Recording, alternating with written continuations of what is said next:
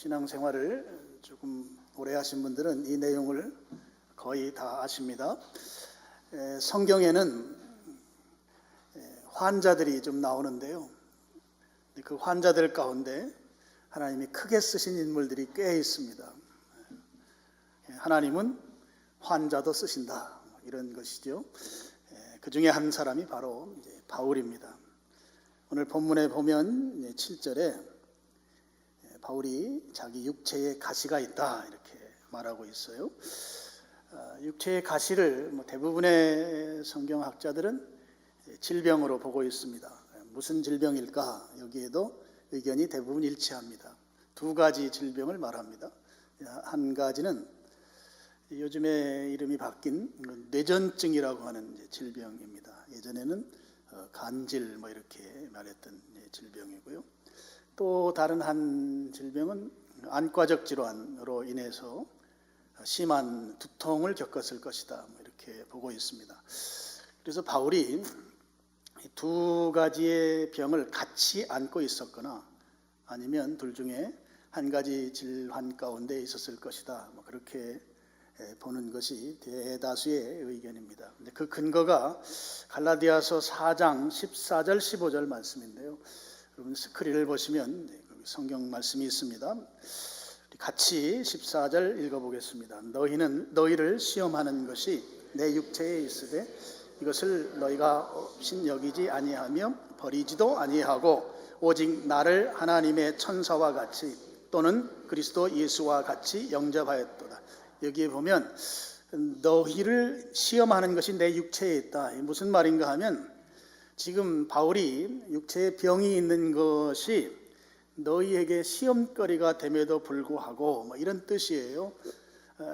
말하자면 바울은 아주 큰 쓰임받았던 종이죠. 그런데 예를 들어서 그 뇌전증이 있다고 하면 그것은 큰 시험거리가 되는 것이죠.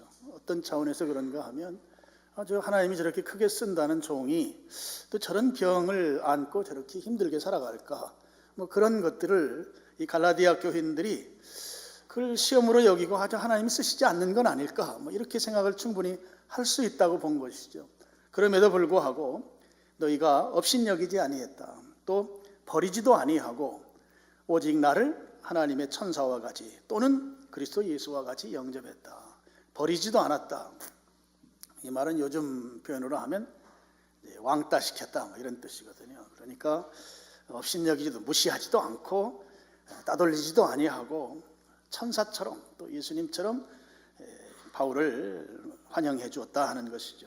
그 다음에 15절 보시면 제가 읽겠습니다. 너희의 복이 지금 어디 있는가? 내가 너희에게 증언하노니 너희가 할 수만 있었더라면 너희의 눈이라도 빼어 나에게 주었으리라. 여기에 이제 눈에 대한 이야기가 나옵니다. 14절은 육체의 질병에 관련된 이야기가 나옵니다. 그래서 이런 말씀들을 근거로 해서 바울이 환자인 것은 분명한데 그 질환이 그러니까 이 뇌전증이나 또는 안과적 질환이었을 것으로 그렇게 이제 보고 있는 것이죠. 이제 그런 내용들을 오늘 고린도서 12장 7절에서 육체의 가시라고 표현하고 있습니다. 우리 가시 잘 알죠? 가시에 찔리면 그것을 빼내기 전까지는 계속 아픔을 제공하는 것이 이제 가시입니다. 이 육체의 가시, 그러니까 몸에 계속해서 아픔을 주고 있는 가시가 이제 바울에게 있었던 것입니다. 근데 여러분 7절 그 뒷부분에 보면 육체의 가시 곧 사탄의 사자를 주셨으니 이렇게 되어 있어요. 육체의 가시를 사탄의 사자로 바꾸어 표현하고 있습니다. 이런 부분들을 저는 이렇게 해석을 합니다. 여러분 사탄은 우리를 공격합니다. 특별히 신자들을 공격하는데요. 그냥 막무가내로 공격하는 것이 아니라 사탄은 사탄답게 공격합니다. 무슨 말씀인가 하면 사탄은 우리에게 있어서의 약한 부분을 집중해서 공격합니다. 봐주는 것이 없습니다. 그래서 이 사탄의 공격은 우리가 연약한 부분, 약한 부분을 미혹해서 우리로 하여금 그 약한 부분 때문에 넘어지도록 만드는 것이 이 사탄의 속성입니다. 그렇다면 오늘 우리들에게 우리 약한 부분이 다 있습니다. 오늘 바울의 표현대로 하면 가시가 다 있는 것이죠. 물론 그 가시가 어떤 가시인지는 각자 다를 수 있지만 우리는 완벽하지 못합니다. 그래서 다 약한 부분이 있고 다 가시를 안고 삽니다. 성경에서는 요한일서에 보면 이제 이것을 큰 세 덩어리로 이제 나누어 놓았죠. 육신의 정욕, 안목의 정욕, 이생의 자랑이라고 이렇게 큰 덩어리를 나누는. 그 중에 뭐 세 가지 다일 수도 있지만 그 중에 더 약한 부분들이 우리 신자들에게 다 있는 것이죠. 그것을 이제 현대어로 바꾸어서 이제 리차드 포스터 같은 분은 이제 육신의 정욕, 안목의 정욕, 이생의 자랑을 물질, 돈으로 보고 또 성, 섹스로 보고 그다음에 명예나 또는 권력으로 이렇게 요즘 언어로 바꿔서 표현하기도 합니다. 근데 그런 부분들이 우리에게서 약한 부분, 가시로 있어서 그런 부분을 통로로 삼아서 사탄이 공격한다 하는 것입니다. 근데 문제는 그런 부분을 사탄이 공격하고 그런 부분이 우리에게 약점으로 가시로 있어서 우리가 거기 공격당하게 되면 이제 넘어지는데 한 번만 넘어지고 다시 일어나서 이제 거기에 저항력 내지는 내성이 생겨서 잘 가면 좋은데 그 약한 부분은 계속해서 약한 부분으로 남아있기 때문에 또 그 부분 때문에 반복적으로 넘어진다고 하는 것이 우리에게 있어서의 이 약한 부분 내지는 가시라고 하는 것이죠. 사탄은 계속해서 그 부분을 공격하고 그 부분은 우리의 약한 부분이기 때문에 거기에 넘어지는데 반복해서 넘어진다 하는 것입니다. 이제 그런 차원에서 지금 바울이 육체의 가시 이렇게 표현했어요. 바울에게 있어서 약한 부분이죠. 근데 그것을 다른 말로 사탄의 사자라고 표현한 것은 이제 그 부분을 통해서 사탄의 공격으로 결국 바울이 하나님의 뜻을 따라서 순종하는 삶을 살아가는데 상당히 많은 악영향을 끼쳤던 것이 분명한 것이죠. 그런 차원에서 저는 이 육체의 가시가 사탄의 사자라고 하는 부분을 이렇게 보고 있습니다. 예를 들면 뇌전증을 앓고 있다고 이제 우리 보통 학자들이 다 말하니까 바울이 이렇게 강단에서 설교를 하다가 뇌전증이 이제 발작이 일어나는 질병이잖아요. 발작이 생겼습니다. 그래서 이제 그런 어느 정도 시간 동안 발작 증상이 있다 또 돌아오고 그러곤 하죠. 발작이 일어나서 증세가 나타났습니다. 그래서 좀 그런 상황들이 만약에 말씀을 전하는 중에 생겼다고 한번 생각해 보시죠. 그렇게 끝나고 나서 다시 말씀을 전하려고 할 때 그런 경우가 생긴다면 정말 민망할 것 같습니다. 하나님의 능력이 하나님이시고 정말 주님의 능력을 선포하다가 이 선포하는 이 스피커가 이제 고장이 나버렸어요. 다시 말씀을 전하려고 하면 특히 이제 바울과 같이 아주 똑부러지는 성격을 가진 사람으로서는 더 아주 자신 있게 능력 있게 말씀을 전하는 것이 여간 좀 민망하고 쉽지 않았을 것이 이렇게 예측이 됩니다. 만약에 그런 일들이 있었다고 하면 이건 사탄의 사자라고 표현하는 것이 적절한 것이죠. 그렇다면 바울에게 있어서 이 육체의 가시라고 표현된 이 가시를 빼내야 하는 것은 이제 당연한 것인 것이죠. 그것이 사탄의 사자로서 하나님의 말씀을 전하고 하나님의 뜻을 순종하는데 지장을 초래한다고 했다면 그게 없으면 더 잘할 수 있기 때문이죠. 이걸 빼내야 하는 것입니다. 바울은 이 육체의 가시를 빼내기 위해서 이제 8절 말씀을 보시면 이것이 내게서 떠나가게 하기 위하여 내가 3번 주께 간구하였더니 이렇게 성경에 기록해 놓고 있어요. 이 빼내는 문제가 하나님께서 하셔야 되는 영역에 있었던 것이죠. 그래서 하나님께 바울이 기도했습니다. 3번 기도했다. 조금 기도한 거죠. 이 3번은 그냥 우리가 내 이 육체의 가시 빼주세요. 3번 했잖아요, 제가.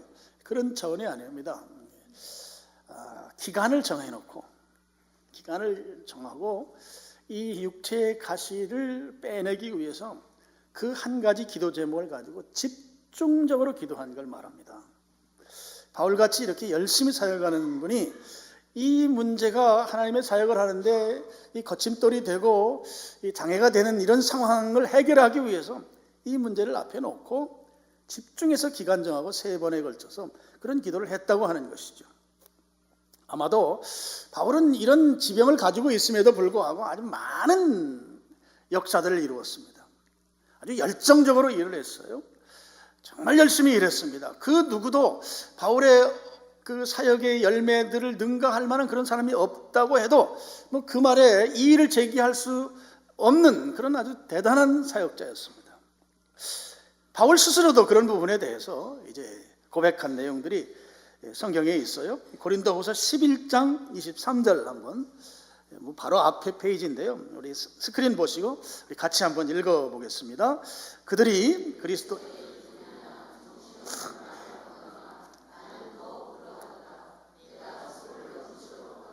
옥에 갇히기도 더 많이 하고 매도 수없이 맞고 여러 번 죽을 뻔하였으니, 그 뒤에 이제 구체적인 사례들을 쭉 소개하죠. 27절까지.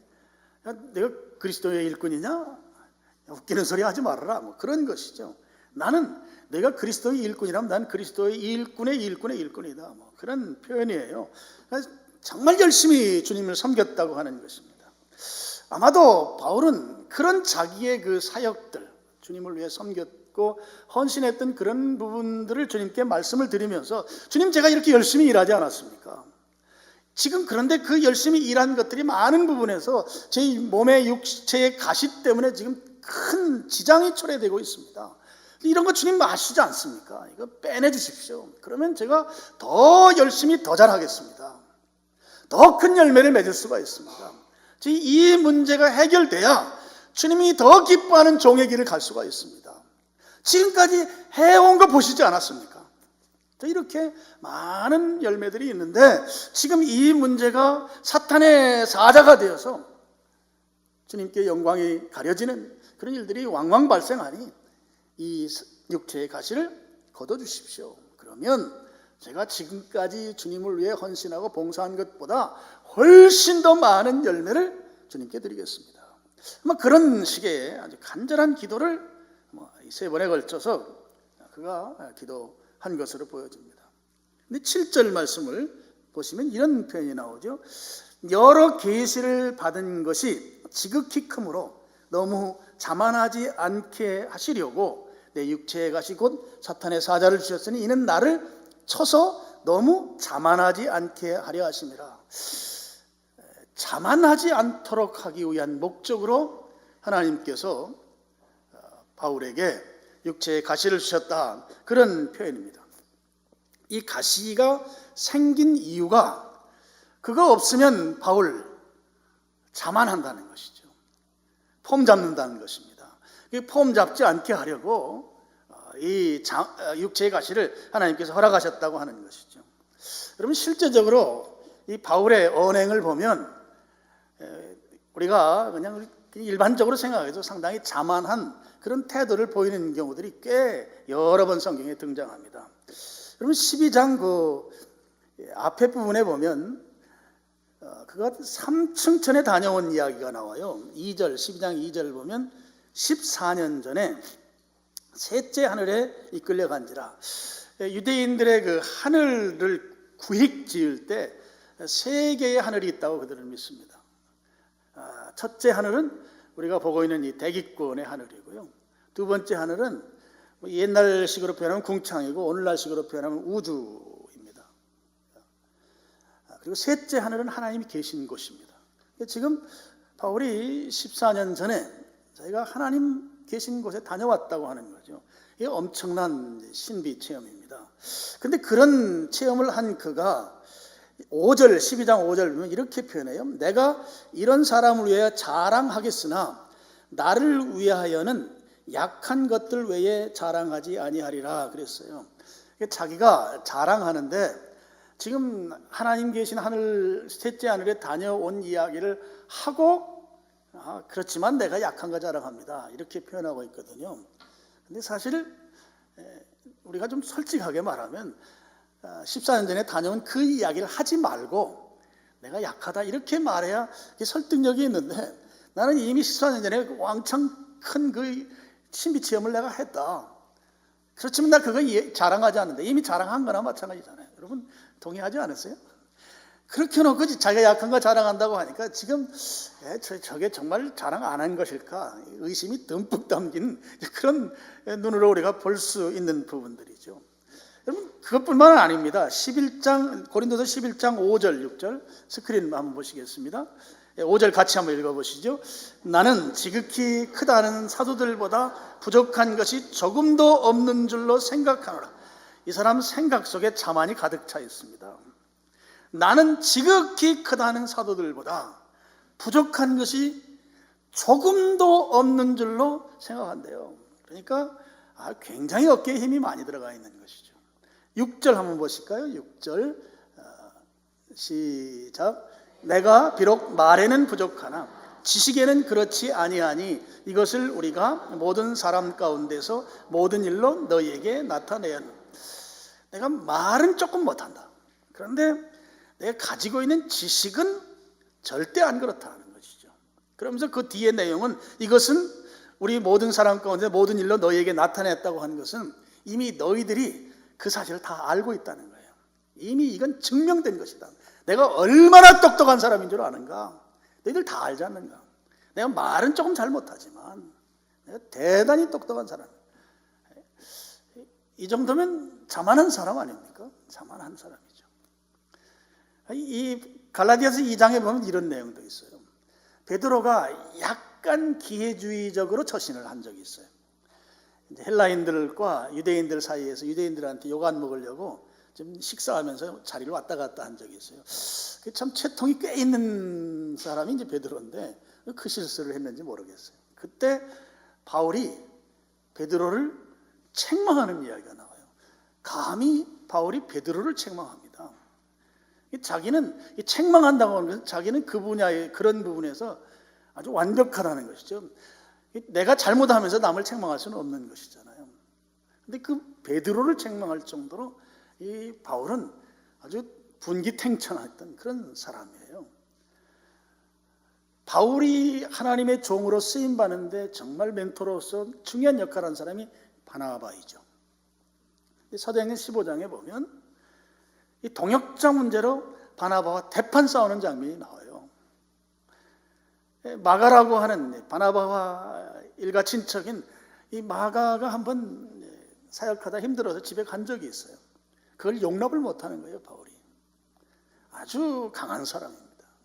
다시 우리 잘 격려해서 같이 데리고 사역하자. 대판 싸운 이야기죠. 그 뒤로 바울과 바나바는 동역한 적이 없어요. 성경에 그 기록이 나오질 않습니다.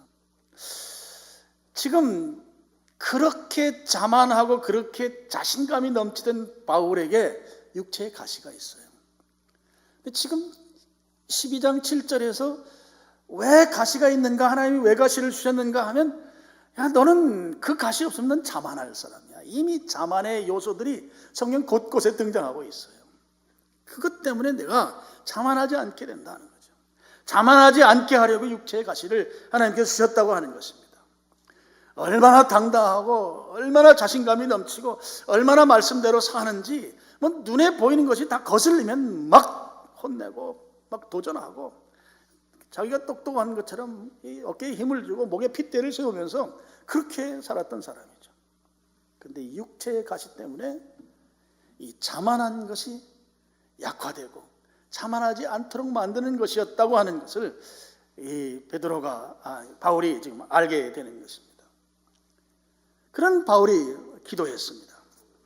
주님께서 더 크게 쓰이고 열매 맺는 그런 주의 종의 길을 가기를 원하는 그 간절한 마음에서 그 3번 하나님께 기도했는데 하나님이 그에게 응답해 주셨어요.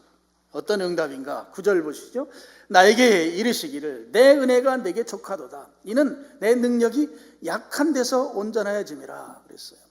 10절 마지막 부분에 보면 내가 약한 그때에 강함이라 그랬습니다.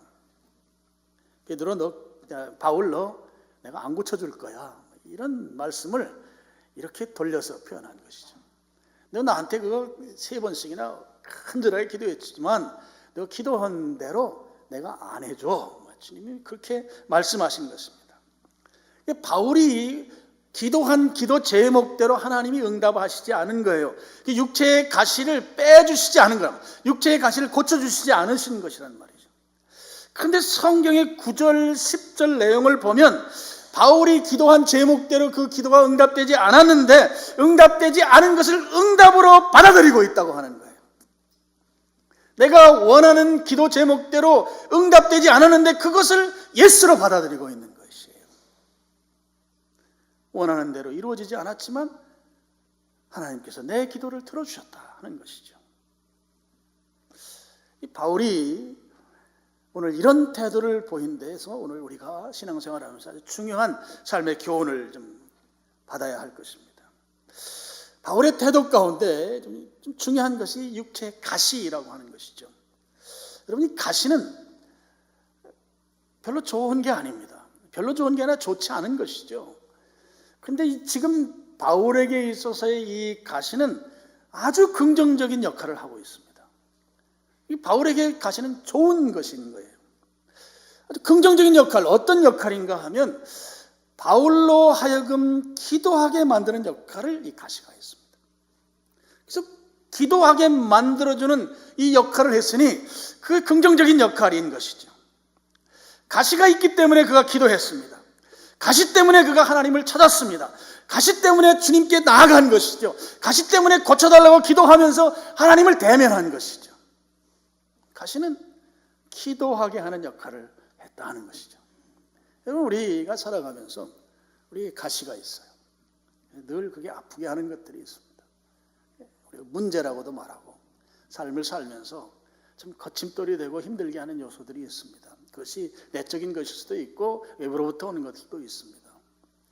그리스도인에게 있어서 이 문제 또는 오늘 성경식 표현을 하면 이 가시라고 하는 것은 기도하게 만드는 긍정적인 역할을 하는 것이다 하는 거예요. 가시가 있기 때문에 기도하는 것이다. 그래서 가시는 우리로 하여금 하나님께로 가까이 나아가게 하는 아주 훌륭한 역할자인 것이죠. 여러분, 문제는 우리 신자에게 있어서는 문제는 문제가 아닙니다. 문제는 제가 늘 말씀드리지만 기도 제목일 뿐이에요. 기도하게 만드는 요소인 것입니다. 나에게 있어서 문제는 기도 제목이다. 나에게 있어서 기도 제목, 그 이상도 그 이하도 아닌 것이죠. 가시가 우리에게 아픔과 고통을 주지만 그것 때문에 우리는 기도할 수 있는 것이다 하는 거예요. 여러분, 가시를 안고 계십니까? 기도해야 합니다. 오늘 여기 여러분이 좀 도전이 되기를 바랍니다. 내가 육신적인 질병이 있습니까?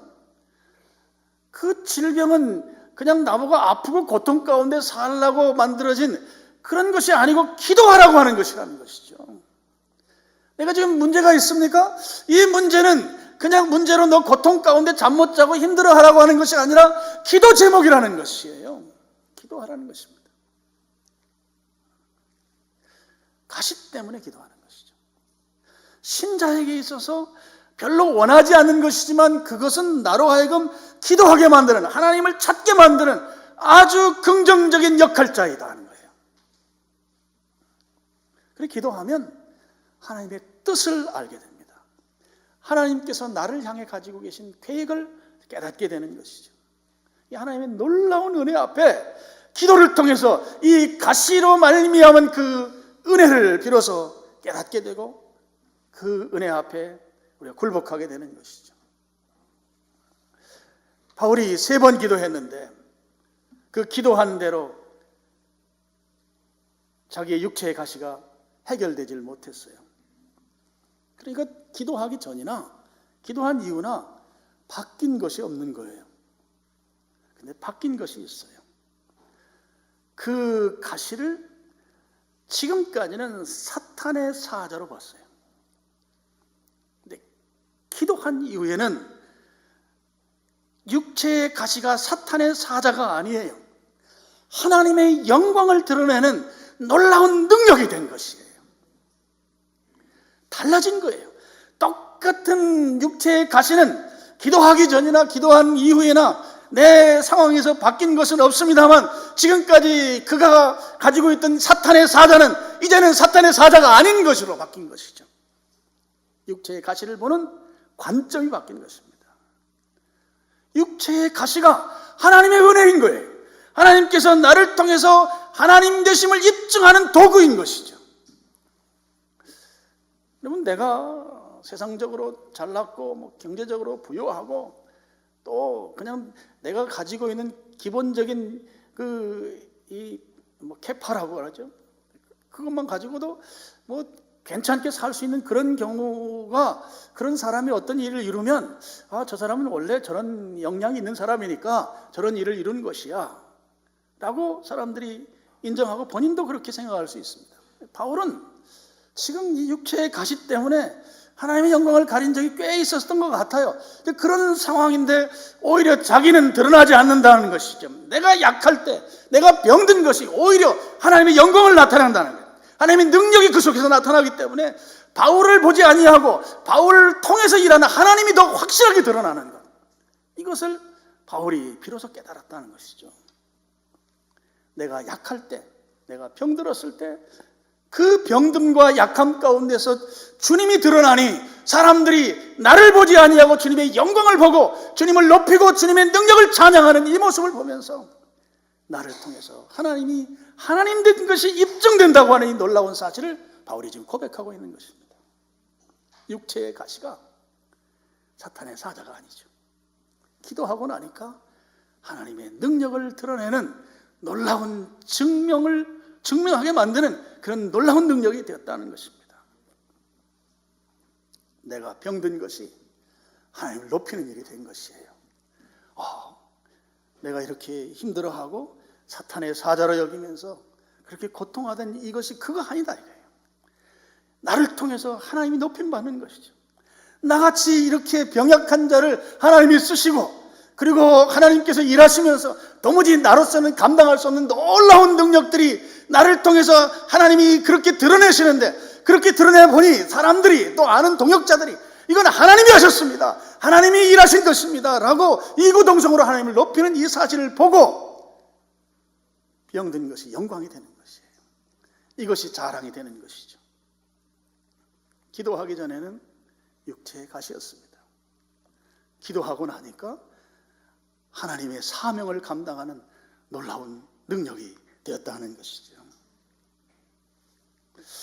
오늘 우리가 가시가 있어요. 우리는 완벽하지 못합니다. 다 약한 부분들이 다 있어요.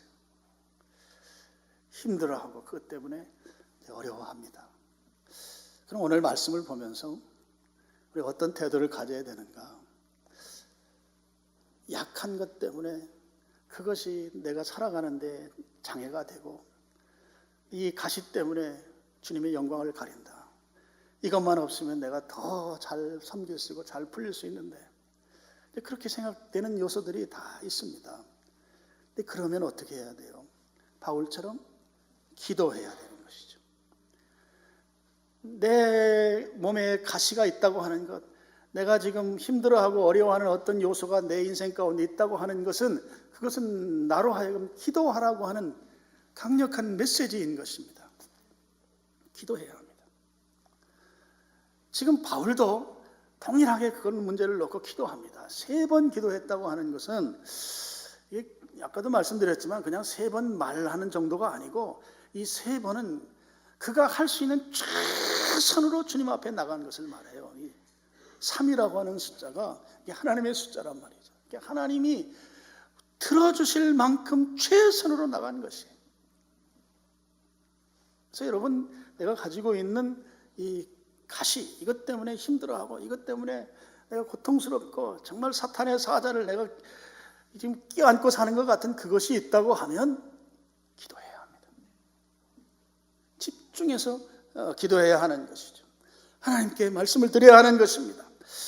근데 그 말씀 드린 것이 내가 원하는 대로 답이 오지 않을지라도 그래도 기도하면 기도하기 전과 기도한 이유가 달라진다는 것이죠. 오늘 바울이 그것을 우리에게 나타내 보여주고 있습니다. 기도하면 지금까지는 그것이 사탄의 사자로 나를 힘들게 하고 나를 고통스럽게 하고 짜증나게 만들었던 것이지만, 기도하고 났더니 내가 원하는 대로 응답이 올 수도 있지만 그렇지 않을지라도 하나님의 역사가 그 속에 나타나는 것이죠. 하나님이 나 같은 것을 통해서 일하신다고 하는 그런 감사가 터져 나오는 거예요. 기쁨이 터져 나오는 것이죠. 여러분 10절 말씀을 한번 보시죠. 12장 10절. 그러므로 내가 그리스도를 위하여 약한 것들과 능욕과 궁핍과 박해와 곤고를 어떻게 한다고 했어요? 기뻐한다는 것이죠. 그런 것들이 나를 힘들게 하는 것들이잖아요. 여기 좋은 거 하나도 없잖아요. 근데 나 같은 것을 통해서 주님이 일하시니 나는 기쁘다고 하는 것이죠. 나 같은 것을 통해서 주님이 드러나니, 주님이 일하시는 그 주님의 능력이 나를 통해서 나타나고 사람들이 이거 주님이다, 주님이 하셨다, 주님이 높임 받으신다 라고 하는 것을 사람들로부터 고백하게 만드는 그런 존재가 되었으니 기뻐 견딜 수가 없는 것이죠. 기쁜 거예요.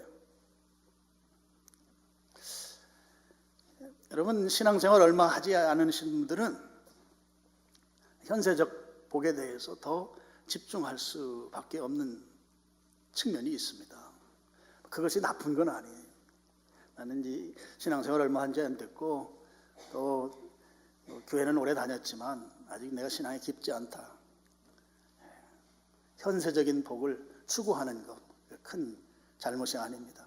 하나님 또 현세적인 부분에 관심이 없으신 분도 아니시고 현세적인 복도 우리가 듬뿍 받으셔야 합니다. 신앙생활을 오래 하고 예수님께서 이 땅에 오셔서 공생의 사역을 사시면서 그 사신 목적이라든지 우리에게 분부한 지상 명령이라든지 신앙생활을 오래 하다 보면 이제 그런 것이 깨달아지고 또 믿어지고 부담감도 오고 이러죠. 그렇게 되면서 우리는 이 가시라고 하는 문제 앞에 종종 봉착하게 돼요.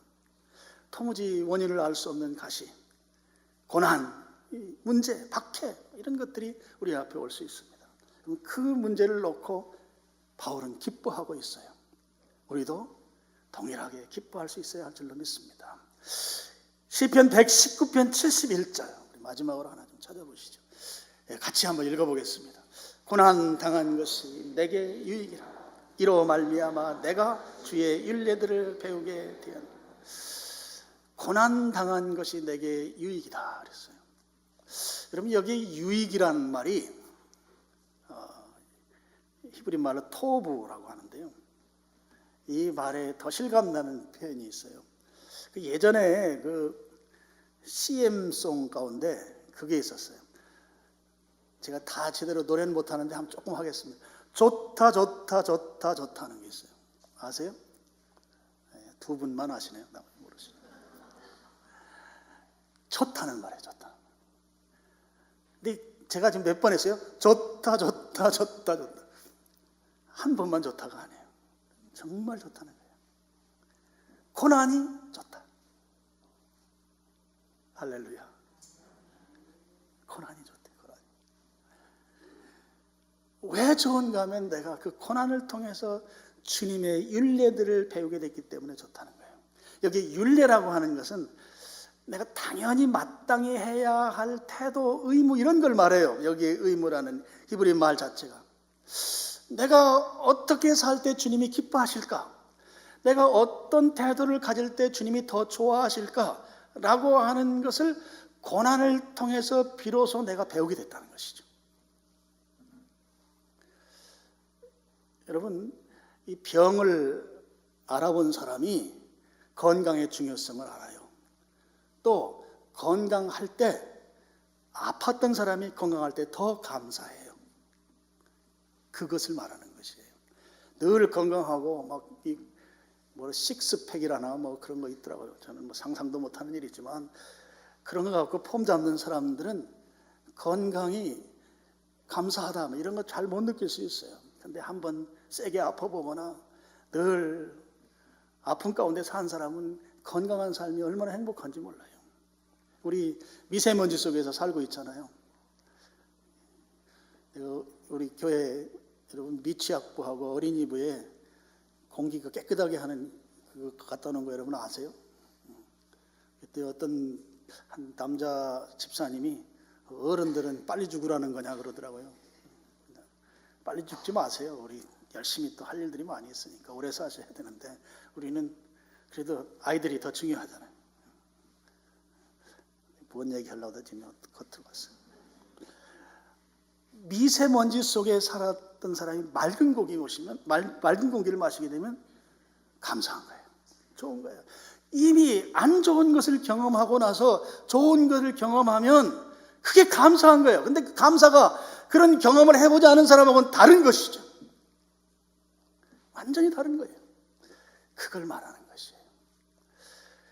고난 속에서 어떻게 하면 주님이 기뻐하실지, 또 내가 잘못해서 고난 가운데 있었으면 잘하면 하나님 복 주실 거 아닙니까? 하나님 주신 복 속에서 이 고난이 좋은 것이 되는 것이죠.